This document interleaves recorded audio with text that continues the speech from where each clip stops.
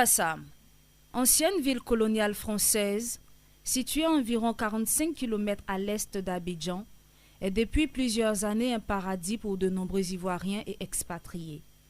Le peuple de pêcheurs Nzima qui y vit a réussi à faire de cette première commune de la Côte d'Ivoire un centre touristique grâce à ses atouts naturels, son riche patrimoine culturel et traditionnel, ses réceptifs hôteliers le long des plages, ses restaurants aux mets variés et bien d'autres.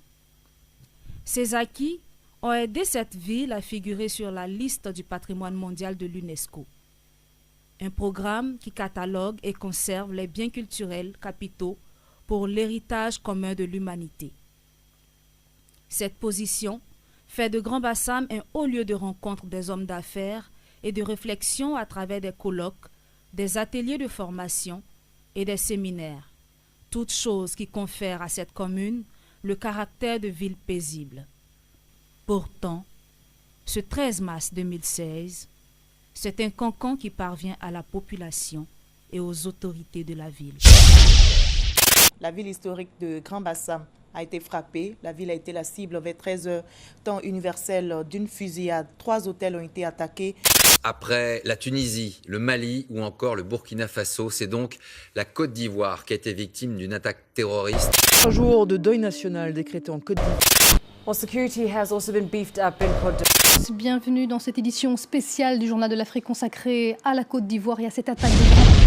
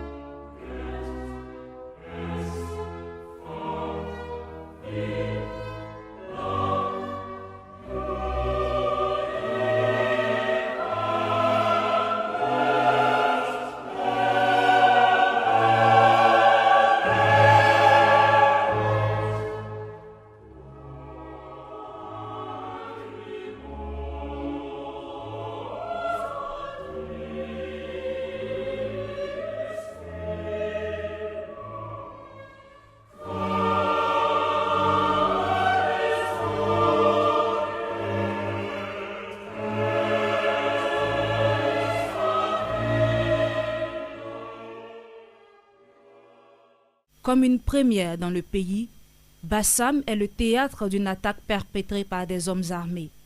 C'est une plage de la commune qui est assaillie, ainsi que 3 établissements hôteliers situés dans la proximité. Le samedi, il y a eu plus de 1500 visiteurs. Les visites individuelles et les visites de groupe y compris. Il y avait du monde ce jour-là. Je l'ai dit, si c'est ce jour-là qu'il y avait eu cette attaque, vraiment je touche du bois, ça allait pas être bien pour le musée. Ce jour-là, nous étions en réunion avec cette délégation importante à qui nous étions en train de vendre la commune. Parce que, vous savez, la mairie est censée faire le développement de la commune à travers les contacts qu'elle noue, qu'elle tisse, qu'elle développe. Et donc, nous étions en train de vendre Grand-Bassam, comme on le dit. Et nous avons demandé, pour terminer en beauté, nous leur avons demandé de faire le tour du quartier France, la zone classée au patrimoine mondial de l'UNESCO. Et c'est lorsque cette délégation faisait le tour pour découvrir les rues que je vous ai présentées tout à l'heure, celles-là même qui ne veulent que se faire compter à longueur de journée, que nous avons entendu quelques crépitements. Pour nous, c'était des pétards ou quelque chose sans grande incidence véritablement. Ça continuait. On a ouï dire qu'il semblerait que c'était un braquage. On était déjà écœurés parce que ça allait venir mettre la tache noire sur la belle page blanche que nous avions tracée, dessinée plutôt. Lorsque malheureusement, nous nous sommes rendus compte qu'il s'agissait des terroristes, des djihadistes, qui s'étaient invités sur les plages de Grand-Bassam sans qu'on ne soit averti. J'étais ce jour-là à Abidjan quand je reçois un coup de fil d'un de mes collaborateurs, le chef de service, enfin le coordonnateur technique, qui m'appelle pour me dire qu'on est en train de tirer sur le musée. J'ai dit, mais tiens, on est en train de tirer sur le musée, qu'est-ce que ça peut être? J'appelle immédiatement monsieur le préfet, qui me dit, effectivement, on est en train de tirer sur la ville historique, enfin, à la ville historique de Grand Bassam, mais sur le musée, il n'en sait pas davantage. J'appelle monsieur le directeur de cabinet du ministère de la Culture pour lui donner l'information. Et lui me demande, qui est-ce qui est en train de tirer sur le musée? J'ai dit, je n'en sais pas grand-chose et que je prends la route pour y aller. Il m'a dit, ah, il faut y aller, mais il faut beaucoup faire attention à toi.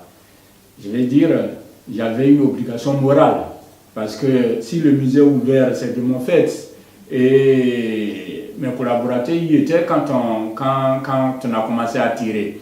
Je ne pouvais pas rester en train de vaquer à d'autres occupations là-bas alors que le musée est en danger. Donc c'est justement pour ça que j'ai pris la route. Je suis venu, évidemment, quand je suis arrivé, il y a eu plus de peur que de mal au niveau du musée.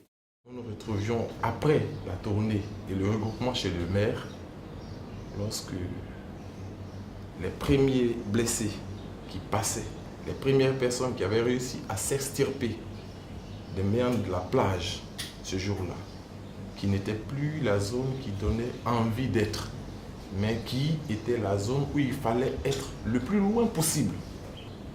Et après, nous avons commencé à voir la tragédie qui s'était passée là-bas.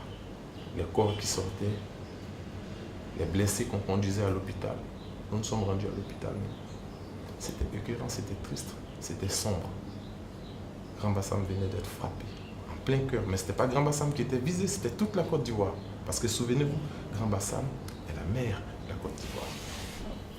Évidemment, la confusion est grande après les tirs entendus.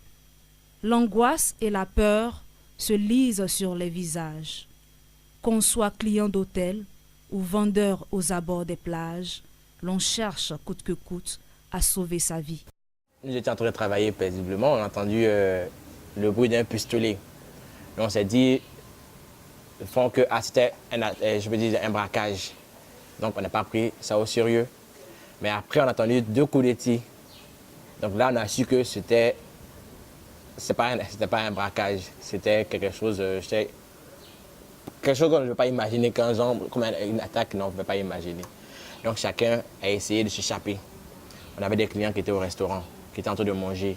Ils ont laissé même la boisson, la nourriture, nous-mêmes on est en train de faire le service, on a juste balancé les bouteilles, les verres, on s'est échappé pour essayer de se mettre à l'abri pour éviter les balles. Une de mes clientes, elle a dit qu'elle avait un foulard. Quand elle a dit avec foulard, il s'est parti lui donner le foulard. Elle a dit foulard là, ça ne lui plaît pas. Elle a dit ça ne lui plaît pas, qu'elle ait changé. Quand il a changé, quand il a donné d'eau, c'est ça, ils ont commencé à tirer derrière moi. Sinon, si elle avait pris, il venait m'asseoir. Il venait m'asseoir et puis, quand ils ont tiré, mais moi-même, je me suis dit que c'est l'anniversaire d'aujourd'hui, ça a chauffé, hein, qu'il est venu voir. C'est ça, il y a un monsieur qui a sauté, clôture, il dit, ma chérie, il faut courir, il faut courir. Il faut courir, ça, c'est pas l'anniversaire. Hein. Et puis il a continué, lui, à même fait sur sortie. Il tirait sur tout ce qui bougeait. Il tirait sur, que ce soit les blancs, que ce soit les noirs, il tirait sur tout le monde. Sur tout le monde. Ils sont même rentrés dans le restaurant, puisque le grand restaurant, c'est sur côté plage. Ils sont rentrés dans le restaurant, ils ont essayé de tirer sur des personnes qui étaient là. Et heureusement, chez nous ici, il n'y a pas eu de clients qui étaient touchés. Quelques minutes après le début de l'attaque, les forces spéciales ivoiriennes interviennent. D'après les témoignages, l'affrontement fut de courte durée, mais le bilan est quand même regrettable. Une vingtaine de morts et plusieurs blessés. Le bilan pourrait être plus lourd car des disparitions sont signalées et selon des témoignages, les djihadistes auraient ouvert le feu sur des personnes en train de se baigner. Le soir du 13 mars, l'attaque est revendiquée par Al-Qaïda au Maghreb islamique dans un communiqué officiel. Un deuil national de 3 jours est décrété en mémoire des victimes ainsi que plusieurs mesures sécuritaires adoptées dès le lendemain de l'attaque. 2 mois plus tard, l'enquête suit toujours son cours, mais la vie à Bassam se reconstruit peu à peu. Avec la crise, là, les gens, maintenant, quand ils entendent Bassam, vraiment, c'est un peu bizarre. Vous voyez, non? Les matelas ne sortent pas trop. Depuis l'attaque, nous sommes on se prépare. Ça marche, comme il n'y a rien, c'est comme ça. Donc, on se prépare en tout cas. Depuis, les marques de résistance des Ivoiriens se sont multipliées à travers les mots-clés sur les réseaux sociaux. Hashtag même pas peur, hashtag Yakobassam et bien d'autres. Certains internautes affichent même leur retour sur les plages de Grand Bassam. Certes, des commerces ont encore du mal à repartir, mais ils restent là, bon an, mal an. Touchés mais pas couchés, ceux-ci restent confiants en l'avenir. Naturellement, les répercussions tant économiques que touristiques sont bel et bien visibles, à en croire certains employés des hôtels Coral Beach et la Nouvelle Payotte.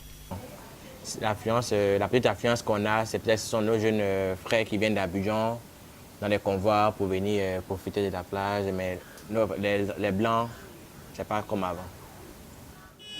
C'est une réalité. Grand Bassam a été la cible d'une attaque terroriste à l'image de plusieurs autres villes dans le monde. Toutefois, les atouts touristiques qui font sa fierté y ont résisté. Ils sont là, intacts, prêts à accueillir de nombreux visiteurs. Cependant, plusieurs questions subsistent encore. Pourquoi le choix de Grand Bassam pour accomplir ce triste dessein? Quelle politique pour sécuriser la Côte d'Ivoire après ce drame? Une chose est sûre, répondre aux terroristes par la peur, c'est accroître le pouvoir de ce dernier. Conscients de ce fait, autorités et populations de Grand Bassam sont plus que jamais unies pour redonner à la commune son allure coloniale et refaire de ses plages des hauts lieux touristiques prisés pour s'évader et sourire au monde.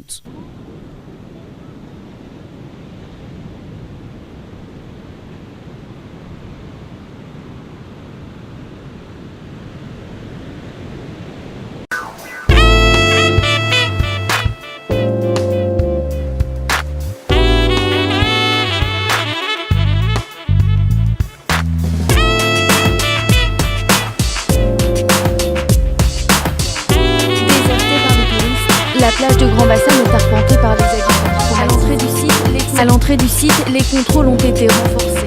Chaque voiture est signée par...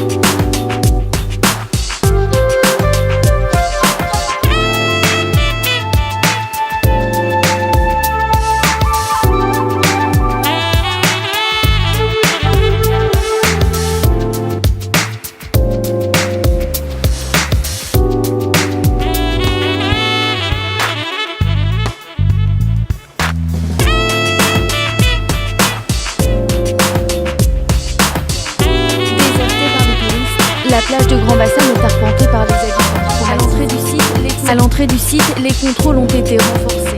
Chaque voiture est signée par...